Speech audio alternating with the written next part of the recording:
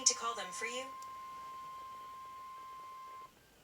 Okay, I won't call. Diego has issued a required weekly test for the following areas in extreme southwestern California: Orange County, Riverside County, San Bernardino County, San Diego County, and the coastal waters from San Mateo Point to the Mexican border and out 60 nautical miles, including San Clemente Island.